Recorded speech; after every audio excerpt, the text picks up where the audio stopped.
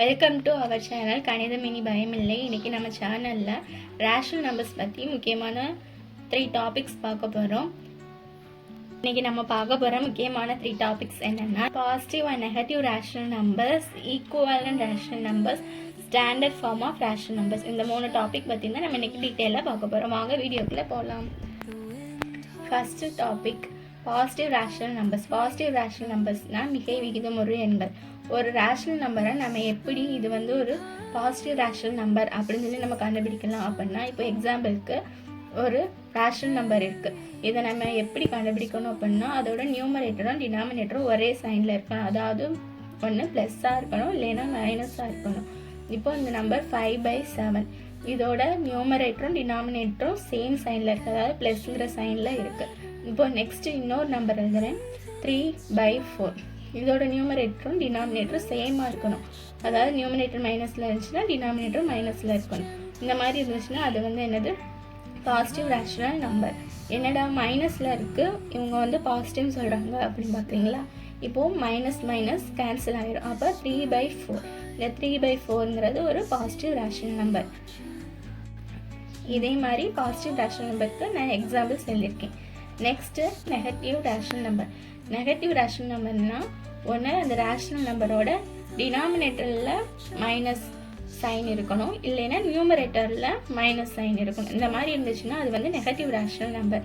இப்போ எக்ஸாம்பிளுக்கு -3/4. இது நம்ம நம்பர் லைனில் டினோட் பண்ணலாம் அப்படின்னா, இது வந்து நம்பர் லைனில் சென்டரில் நம்ம என்ன மார்க் பண்ணிக்கணும், 0 மார்க் பண்ணணும். லெஃப்ட் சைடு வந்து மைனஸ் நம்பர், ரைட் சைடு வந்து ப்ளஸ் நம்பர்ஸ் இருக்கும்.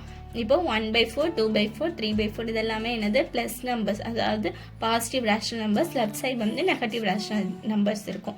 இந்த மாதிரி நம்ம நோட் பண்ணிக்கலாம். ஈக்குவலன்ட் ரேஷனல் நம்பர்ஸ், சமான விகிதமுறு எண்.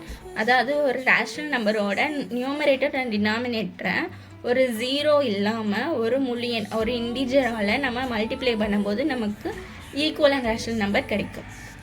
இப்போ எக்ஸாம்பிளுக்கு -2/3ங்கிற ஒரு ரேஷனல் நம்பர் நான் எடுத்திருக்கேன். இதோட நியூமரேட்டர் டினாமினேட்டரையும் சேம் ஒரே நம்பரால் மல்டிப்ளை பண்ணும்போது நமக்கு என்ன கிடைக்கும், -6/9. நெக்ஸ்ட்டு -2/3 4ஆல் நான் மேலேங்களையும், அதாவது நியூமரேட்டர் டினாமினேட்டர் சேம் 4ஆல் மல்டிப்ளை பண்ணும்போது -8/12ங்கிற எனக்கு ஒரு ரேஷனல் நம்பர் கிடச்சிருக்கு. இதான் வந்து ஈக்குவலன்ட் ரேஷனல் நம்பர். அதாவது இந்த -2/3 வந்து -6/9 -8/12 இதுக்கு வந்து ஈக்குவலண்ட்டாக இருக்கும், அதாவது சமமாக இருக்கும். நெக்ஸ்ட் டாபிக் விகிதமுறை எண்களின் திட்ட வடிவம். Standard form of rational numbers. இந்த ரூல்ஸ் அப்ளை ஆனால் அதான் standard form of rational number. அதுதான் அந்த ரேஷனல் நம்பரோட இருக்கணும், ஓகேவா? அதாவது ப்ளஸ் நம்பராக இருக்கணும். நெக்ஸ்ட்டு நியூமரேட்டருக்கும் டினாமினேட்டருக்கும் உள்ள ஃபேக்டர்ஸ் இருக்குல்ல, காமன் ஃபேக்டர்ஸ் வந்து 1ஆ இருக்கணும், ஓகே? நெக்ஸ்ட்டு மைனஸ் நம்பர் இருக்குல்ல, மைனஸ் வந்து நியூமரேட்டரில் மட்டும்தான் வரணும், டினாமினேட்டரில் வரக்கூடாது. இந்த மாதிரி இந்த 3 ரூல்ஸும் அப்ளை ஆச்சுன்னா அது வந்து ஸ்டாண்டர்ட் ஃபார்ம், ஓகேவா? 3/7. இப்போது இந்த ரேஷனல் நம்பருக்கு நம்ம சொன்ன இந்த 3 ரூல்ஸும் அப்ளை ஆயிருக்கான்னு பார்க்க போகிறோம்.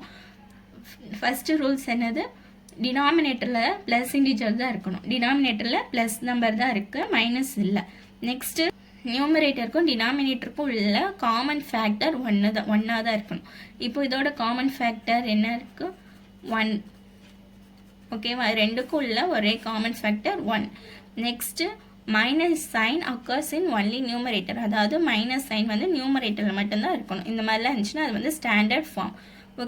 இதே மாதிரி நெக்ஸ்ட் எக்ஸாம்பிள்ஸ் 1/6 -4/13 -50/51. நம்பர் வந்து ஸ்டாண்டர்ட் ஃபார்மில் இல்லைன்னா அதை வந்து நம்ம சிம்பிளிஃபை பண்ணி அது ஸ்டாண்டர்ட் ஃபார்முக்கு நம்ம சேஞ்ச் பண்ணிக்கலாம்.